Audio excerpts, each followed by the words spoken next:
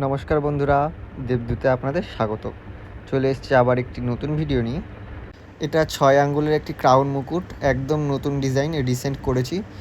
এই হচ্ছে ক্যালিকলের আঠা। আমার ক্যালিকলের আঠাটা অনেকটা গাঢ় হয়ে গেছিলো, সেই জন্য সামান্য একটু জল মিশিয়ে নিয়েছি। আঠা লাগানোর সময় খেয়াল রাখতে হবে আঠা যেন খুব বেশি পাতলা না হয়। আর আমি এটা দুটো রঙের করব, একটা সাদা একটা গোল্ডেন।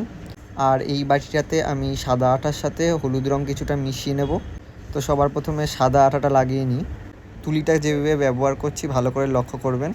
তুলি কিন্তু রং করার মতো টেনে টেনে ব্যবহার করা যাবে না, তাহলে আঠাটায় ভালো জোর হবে না। আর যেহেতু সাদা আঠা ঠিকভাবে বোঝাও যায় না কোথায় কোথায় আঠাটা ঠিক মতো পড়েছে আর কোথায় কোথায় পড়েনি, তো ভালো করে সেই দিকটা খেয়াল রাখতে হবে, সব জায়গায় যেন ভালোভাবে আঠাটা লাগে।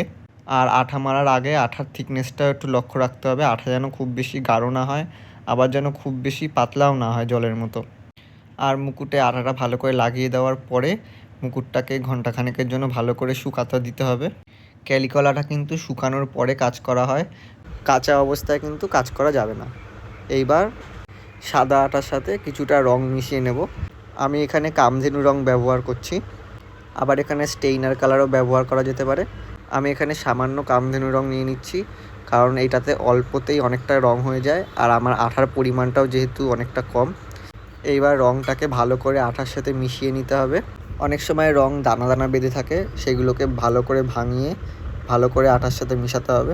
এখানে আমি সাদা আঠাটা দিয়েও গোল্ডেন কালারের সাজটা করতে পারতাম, কারণ অভ্র পড়লে আর কিছুই বোঝা যায় না, কিন্তু তবুও আমি হলুদ কালারের সাজের ক্ষেত্রে হলুদ রঙের আঠাই ব্যবহার করি।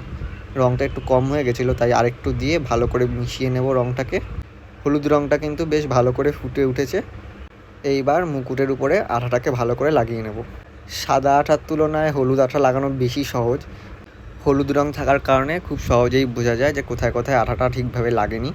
বন্ধুরা, আজকে শুধু আঠা লাগানোটাই দেখাচ্ছি, এরপর মুকুটে কিভাবে দড়ি বাঁধবো সেটাও তোমাদেরকে দেখাবো। আজ এই পর্যন্তই, দেখা হচ্ছে আবার পরের ভিডিওতে। সকালে ভালো থাকবেন, সুস্থ থাকবেন, ধন্যবাদ।